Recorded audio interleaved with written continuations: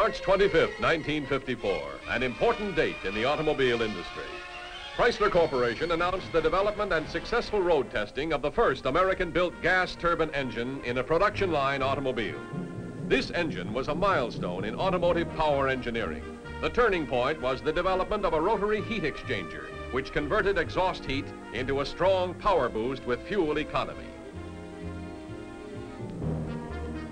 These tests were run in a 1954 production model Plymouth. They were the beginning of thousands of miles of road testing and resulted in a major breakthrough in turbine power.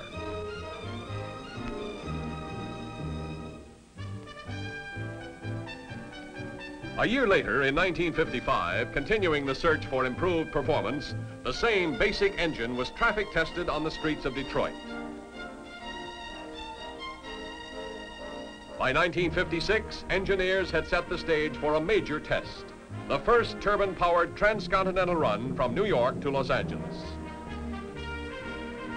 A turbine-powered sedan, a production model in every other respect, made the historic 3,020-mile trip subject to constant evaluation of the engine's durability, acceleration, endurance, and operation under various climatic conditions. The engine performed beautifully, and 4 days later, the test car rolled into Los Angeles, marking another Chrysler first in the automotive record books. Guided by the performance data and experience obtained on the coast-to-coast run, Chrysler Engineering spent the following 2 years designing and developing a new, more advanced turbine engine. In December 1958, after thorough laboratory testing, this second-generation turbine engine made a 576-mile run from Detroit to New York in a test to verify the effects of the newly developed variable nozzle principle on economy and control. On this trip, the 1958 version showed that burner efficiency was improved almost to the point of ideal combustion, removing one of the most formidable remaining hurdles to successful automotive application. In the following months, another obstacle was eliminated when, through Chrysler metallurgical research, new materials were developed which contained plentiful and relatively inexpensive elements that could be made by conventional methods and still have excellent resistance to heat and oxidation even at extreme temperatures.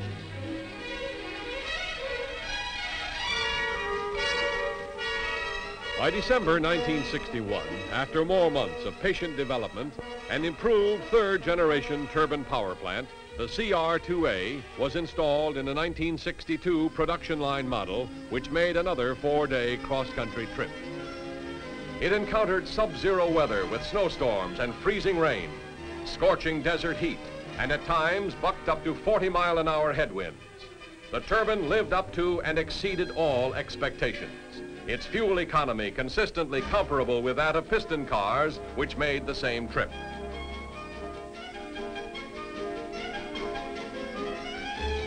Over a decade of research and testing, constantly improving, had evolved the most advanced, most practical gas turbine engine ever specifically designed for automobiles.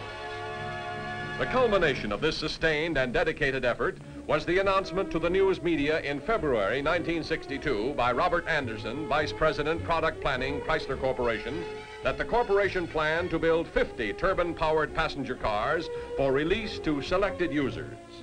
The objective of this unusual program was to test consumer and market reaction to turbine power and obtain service data and driver experience with turbine cars under a wide variety of geographical conditions. Only in this manner could concrete evidence concerning public acceptance of this revolutionary type of power plant be obtained. The turbine engine introduced a new concept in surface transportation. But this revolutionary engine required a body design that would complement it in line as well as function.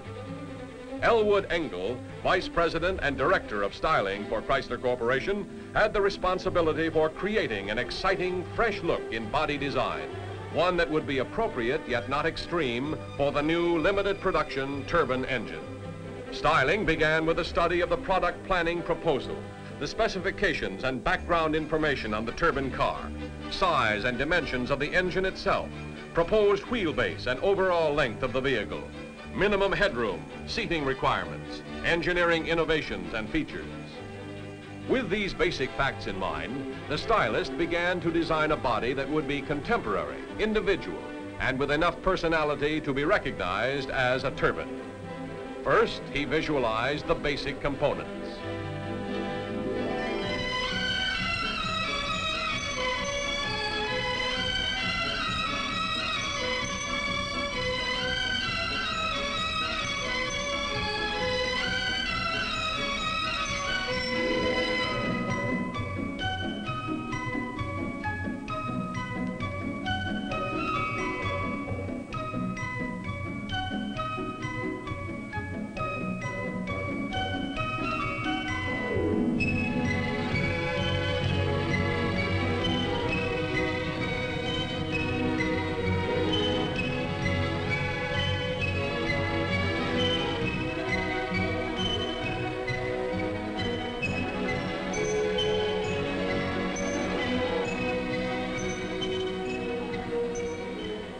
Now the clean flowing body design is ready to be mated with the engine, and the dream became a reality. The entire turbine research program at Chrysler Corporation was initiated and has been under the direction of George J. Hubner, Jr., Executive Engineer, Research. Mr. Hubner was honored in March 1962 by the American Society of Mechanical Engineers, who gave him their highest award for his leadership in the development of the first automotive gas turbine suitable for mass-produced passenger automobiles.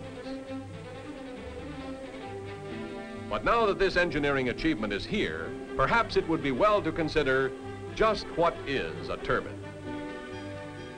What is a turbine? Actually, a turbine is a highly advanced use of one of man's oldest means for creating power to do work, the windmill. The windmill, as most of us know it, consists of a number of curved blades called vanes mounted on an axle. A breeze blowing against these vanes causes the windmill to turn and to supply power to do many kinds of jobs. As the wind increases, the windmill spins faster, provides more power. The turbine, acting as a controlled windmill, makes today's jet airplanes possible. But its use in a passenger automobile is substantially different. First, we'll lift the hood on the gas turbine car for a look at the engine. Now, looking down on the engine, we can, through the use of animation, get a clearer picture of how the turbine engine works. To perform efficiently the functions of an automotive power plant, Chrysler Corporation's gas turbine was designed with these main units: air compressor, combustion chamber, first turbine wheel for compressor drive, second turbine wheel for driving the car, regenerators or heat exchangers. The air compressor sucks in outside air and compresses or squeezes it to raise its pressure. Compressing the air raises its temperature to more than 425 degrees Fahrenheit. This compressed hot air flows through the regenerator, where it is further heated to more than 1,000 degrees Fahrenheit, then into the combustion chamber, into which the fuel is sprayed. The fuel, ignited by a single spark plug, is burned and further raises the air temperature to 1,700 degrees. Then this now red-hot tornado of air or gas forces its way past the blades of the first turbine, whose job it is to turn the air compressor, regenerators, oil pump, fuel control, and other necessary accessories to make your car function. The hot gas then turns the second turbine, which is connected to the rear wheels to drive your car. But that isn't the whole story of the turbine engine's operation. Two other major elements make the gas turbine engine practical for use in a passenger car. After leaving the combustion chamber and passing through the two turbine wheels, there is a dip in the temperature of the gases as they flow to the exhaust. But the gases retain large amounts of heat, which would be wasted if merely allowed to escape unhindered through the exhaust pipe to blister the paint of cars following. So a device for salvaging this heat is placed in the path of the outrushing gases. This is the famous Chrysler-originated rotary regenerator, which is basically a heat exchanger. To more easily understand the role of the regenerator, let us take a closer look. To do the job, the regenerators turn slowly, transferring heat energy from the exhaust gases through special heat transfer surfaces to the high-pressure cooler air being pushed by the compressor on its way to the burner. This eases the burner's job of raising the gas's temperature on their way to the turbines. This preheated air requires less fuel and permits the turbine to develop fuel economy comparable to a piston engine. In the Chrysler turbine, the air itself is turned by special curved blades called nozzle vanes. These vanes change their position to direct the stream of hot gas against the turbine blades at different angles. Economy for cruising, or greater power for acceleration, or even a braking effect for slowing and stopping. In spite of the increased efficiency of the engine, the gas turbine is simplicity itself. It has only about 1/5 as many moving parts as the common piston engine.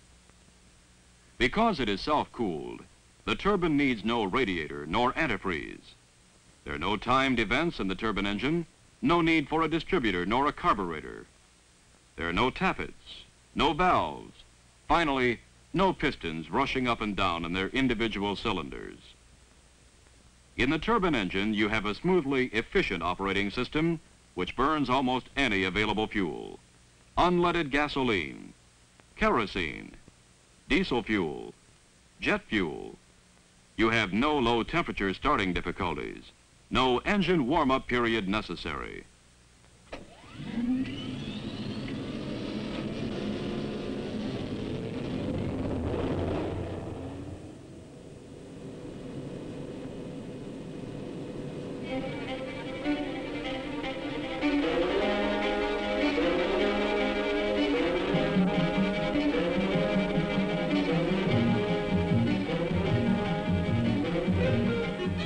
This is the 5-mile test oval at the Chrysler Proving Grounds. The event, performance checks of the production model gas turbine car.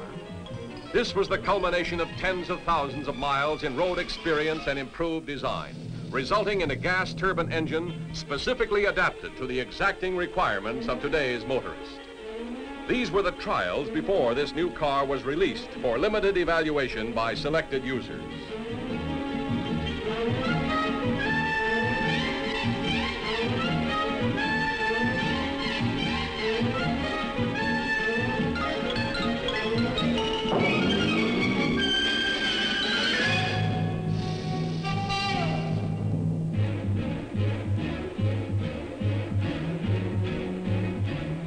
"75 miles an hour and running steady in a smooth, vibrationless, trouble-free ride. Passing rugged endurance and power requirements with ease.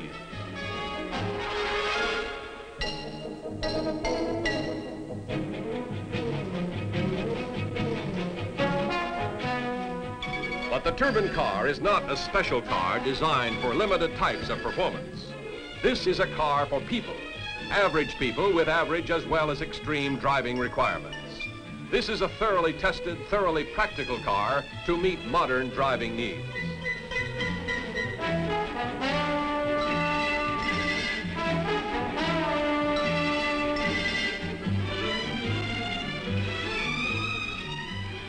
Here is a car with power engineered for safe and ready acceleration when needed on the highway. The now perfected heat exchanger ensures excellent efficiency from the engine and a cool, clean exhaust even at sustained high-speed driving.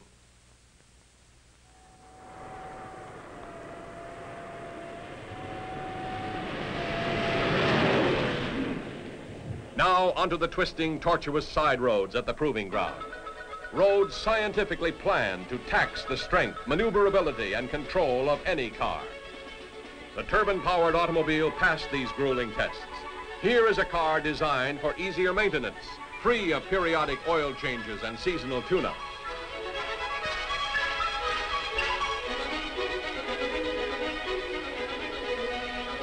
Here is full power potential for instant acceleration and outstanding climbing ability. Through the action of the variable nozzles, the driver is assured the same control he can get in the best conventional passenger car, even on the steepest grade.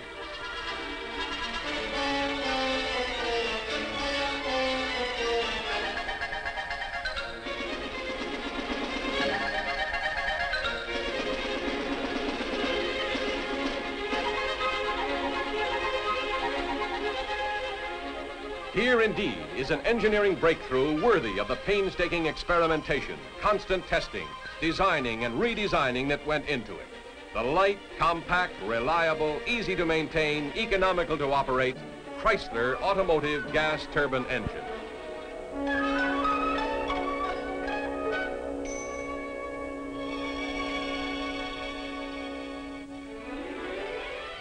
On October 29, 1963, Chrysler Corporation President Lynn A. Townsend made the following announcement to the press in Chicago, Illinois.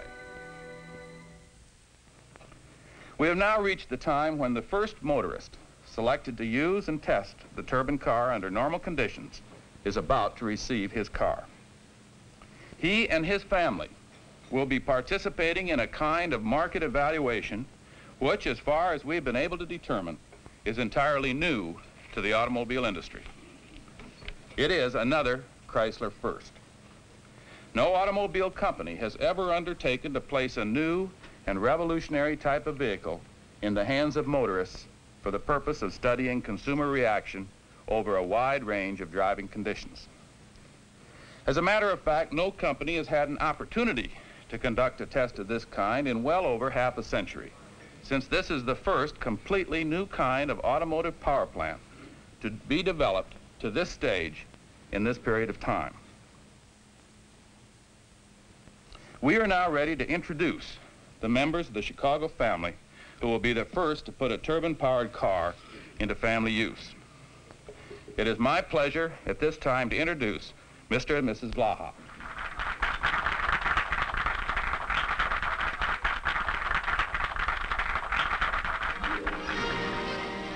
This event, unique in the history of automobile business, was the result of Chrysler Corporation receiving over 25,000 unsolicited letters from enthusiastic men and women wanting to be considered as users of the experimental turbine cars.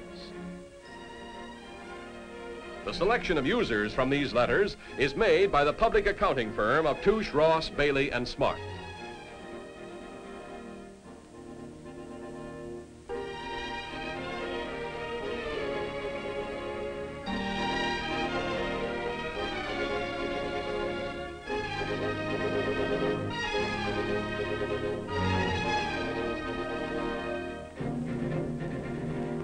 Richard E. Blaha, the first user, is a systems engineer with the International Business Machines Corporation and lives with his wife and their 3 children in a suburb of Chicago.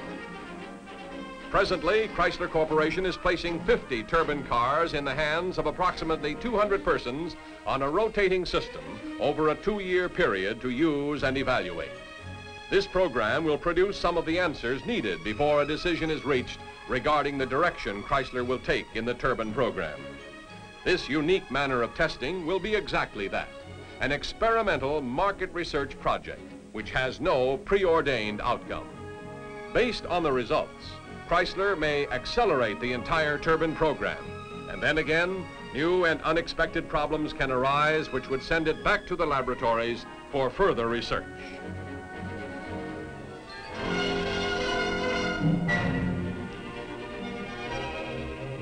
However, the tremendous potential of the turbine to satisfy power plant needs for propelling automobiles more smoothly and dependably than ever before opens the possibility of an exciting new chapter of motoring and gives the automobile a running start in the jet age. And tomorrow is today.